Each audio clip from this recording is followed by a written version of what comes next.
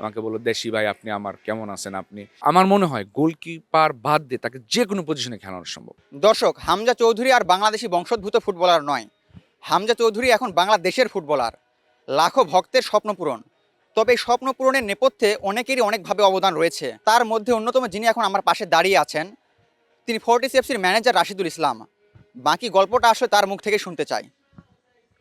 হ্যাঁ, আপনি বাংলাদেশের প্রথম ব্যক্তি যিনি হামজা চৌধুরী ইন্টারভিউ নিয়েছেন, সেটিও ৫ বছর আগে ২০১৯ সালে। প্রথম সাক্ষাৎ কেমন ছিল? আসলে ১ম কিনা সেটা একটা বিতর্কে যাব না। তবে আমি চেষ্টা করছি আ আ কিভাবে বিষয়টা শুরু করা যায়। কাউকে না কাউকে তো শুরু করতেই হবে। হয়তোবা আমার আগেও কেউ চেষ্টা করছে। এটা হতেই পারে। এটা যেই করুক সেটা বাংলাদেশের ফুটবলের জন্যই করেছেন। বিষয়টা হলো হামজার মতো একজন ফুটবলার কে পাওয়া এত সহজ ছিল না। বাট আমি চেষ্টাটা চালিয়ে গিয়েছি যে কোনোভাবে যদি হামজাকে বাংলাদেশের মানুষের ফুটবলের প্রতি যে আবেগ, হামজার প্রতি যে ভালোবাসা, সেটা যদি তাকে পৌঁছে দেওয়া যায়, আমার বিশ্বাস ছিল সে যদি ইংল্যান্ডের হয়ে কখনো সুযোগ না পায়, সে অবশ্যই বাংলাদেশকে বেছে নেবে। এই বিশ্বাসটা আমার শুরু থেকেই ছিল। যখন আমি হামজার পুরো ব্যাকগ্রাউন্ডটা জানতে পারলাম যে হামজার বাংলাদেশের প্রতি তার বিশেষভাবে আবেগ ও ভালোবাসা আছে। সে সিলেটে প্রায় ২০ বার যাওয়া আসা করছেন। তার শৈশবের একটা অংশ কিন্তু সিলেটে কাটছে। এটা আমরা হামজা এবং হামজার বাবা মুখ থেকে আমি শুনছি যে সিলেটে তার বহু স্মৃতি।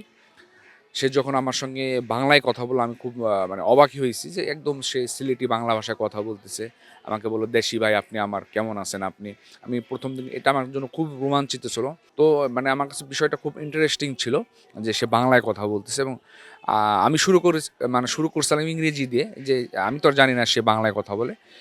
পরে সে নিজেই বাংলাতে শুরু করলো। সেই আ সে মুহূর্তটা এখনো মানে আমাকে রোমাঞ্চিত করে। ভাই, আপনার কাছে যদি একটু জানতে চাই, তার সাথে যোগাযোগ কিভাবে হলো বা আপনি কিভাবে জানলেন যে হামজা চৌধুরী নামে একজন বাংলাদেশি বংশোদ্ভূত ফুটবলার আছেন? এর জন্য আমি ক্রেডিট দেবো বাংলাদেশের ফুটবল সমর্থকদের। আপনি ফেসবুক বিভিন্ন পেজে বিশেষ করে Bangladesh football walking around the dream যদি আমি ভুল না করে থাকি, তারা বিভিন্ন আ সেখানে জিসান ভাই আছেন এবং জিসান ভাই সহ আরও বেশ কিছু ফুটবল সমর্থক আছেন। আমি বলব তারা খুব ত্যাগী ফুটবল সমর্থক। আ যারা বিভিন্ন তথ্য দেয় যে তুলে ধরে যে বাংলাদেশি ফুটবল বংশোদ্ভূত, হ্যাঁ? আমি শুধু জাস্ট ক্রস চেক করছি যে আসলে তথ্যটা রাইট না রং, হ্যাঁ? তো যখন দেখলাম যে না হামজার রুট আসলেই বাংলাদেশে, তখন আমি বিভিন্ন মাধ্যম থেকে চেষ্টা করতে শুরু করি। আমি লেস্টার সিটির সঙ্গে যোগাযোগ করি।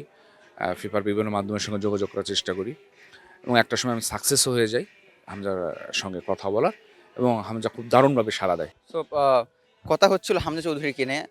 তিনি এখন বাংলাদেশের যেহেতু ফুটবলার এবং এত বড় একজন মাপের ফুটবলার যিনি ইংলিশ প্রিমিয়ার লিগে খেলেছেন। সো হামজা চৌধুরী বাংলাদেশে আসার পরে ইউরোপে আরও বা আমেরিকাতে আরও যারা বাংলাদেশি বংশোদ্ভূত ফুটবলার রয়েছেন, আপনার কি মনে হয় তাদের বাংলাদেশের জার্সিতে আনার জন্য কাজটা কি ভবিষ্যতের জন্য সহজ হয়ে গেল কিনা? হামজা আ শুধু হামজাকে এই মুহূর্তে আমি শুধু বাংলাদেশের ফুটবলের প্লেয়ার হিসেবে আমি গণ্য করব না। কারণ হামজা আসতেছে একটা বিশাল জনস্রোত নিয়ে বাংলাদেশের ফুটবলে। সেখানে দর্শক থেকে শুরু করে মিডিয়া, তারপর অ্যাডভার্টাইজমেন্ট অনেক কিছু এর সঙ্গে জড়িত। এই মুহূর্তে আমাদের হামজার মতো যারা আছে প্রবাসী প্লেয়ার তাদেরকে ছাড়া আমরা এখান থেকে বের হইতে পারব না। কারণ আমি ইমিডিয়েটলি আপনি প্লেয়ার তৈরি করতে পারবেন না। প্লেয়ার তৈরি করা ডেভেলপমেন্ট প্রোগ্রামটা একটা লং টার্ম। সেটা আমরা করতে ব্যর্থ হইছি। সেটা আমরা কখনোই করিনি। সেই জায়গাটায় এখন হাত দিতে হবে এবং সঙ্গে এই জনস্রোতটা নিয়ে কাজ করতে হবে। এই প্রবাসী ফুটবলারদের নিয়ে কাজ করতে হবে। জাতীয় দল স্ট্রং না হলে আপনি কখনোই মানে মানুষকে আপনি বিশ্ব দরবারে আপনি কখনো দেশের ফুটবলের সঠিক চিত্রটা আপনি তুলে ধরতে পারবেন না। সো প্রথম যখন গতকাল হামজা চৌধুরী ভিডিও বার্তায় বললেন, "আমি বাংলাদেশের হয়ে খেলার জন্য এখন প্রস্তুত।" এই সময়টা আসলে আপনার অনুভূতি কেমন ছিল এটা প্রথমবার দেখার পরে? এটা দুর্দান্ত বিষয় ছিল। আমি অ্যা বিকালে ট্রেনিং শেষে গিয়ে মানে একটু রেস্ট করতেছিলাম। ঘুমায়েই পড়ছিলাম। তো বিভিন্ন আমার যারা সাবেক কলিগ সাংবাদিকদের ফোন পেয়ে আমি বিষয়টা চেক করি যে হামজার বিষয়টা। কারণ আমি যেহেতু এখন সাংবাদিকতা করি না সেভাবে তো এত খোঁজখবর রাখতে হয় না। আমি আমার টিম নিয়েই থাকি। দেশের ফুটবলের ন্যূনতম যে খোঁজখবর না রাখলে না সেগুলোই রাখি আমার টিম সংক্রান্ত। ঠিক আছে? তো এটা দারুণ একটা ছিল। আমার তখনই মনে হলো যে না আমরা যেই আমি বলব না আমরা ফুটবল সমর্থক। আমি ফুটবল সমর্থক হিসেবেই নিজেকে দাবি করিস। ওই এর বাইরে কোনো পরিচয় যথেষ্ট না আমার জন্য। তো আমরা যে চেষ্টাটা শুরু করেছিলাম সেটা সফল হয়েছে হামজার মধ্যে দিয়ে। কি মনে হয় বাংলাদেশে যখন তিনি আসবেন, বাংলাদেশের জার্সিতে যখন তিনি খেলবেন, তাকে কোন পজিশনে খেললে তার সদ্ব্যবহারটা করা হবে বা হাবির ক্যাবরেরা তাকে আসলে কোন পজিশনে খেলাতে পারেন? হামজা ফিজিক্যালি ভেরি স্ট্রং, তার ডিফেন্সিভ রোলটা, ক্যারেক্টারটা খুবই ভালো, যে সেজন্যই হয়তো বা কোচ তাকে রাইট ব্যাক পজিশনে খেলাচ্ছেন। বাট আমাদেরকে বুঝতে হবে হামজা কোন লেভেল থেকে আমাদের লেভেলে খেলতে আসতেছে। আমি কোন লেভেল থেকে বোঝাতে চাচ্ছি, একটা ওয়ার্ল্ড ক্লাস লেভেল থেকে আমাদের দক্ষিণ এশিয়ান লেভেলে খেলতে আসতেছে। সে ফুটবলটা খেলতে জানে, ফুটবলটা কীভাবে খেলতে হয়, ফুটবলারদের চারিত্রিক বৈশিষ্ট্য কী। সে যেহেতু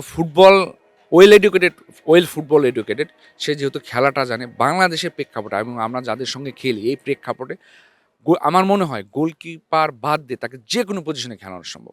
ভাই আমরা যেটা দেখি যে আর্জেন্টিনার যদি আমরা কথা বলি, লিওনেল মেসি যখন আর্জেন্টিনা টিমে খেলেন তখন তার চারিপাশে যে ফুটবলারগুলো খেলেন তারা যেন আরও একটু বেশি ভালো খেলেন।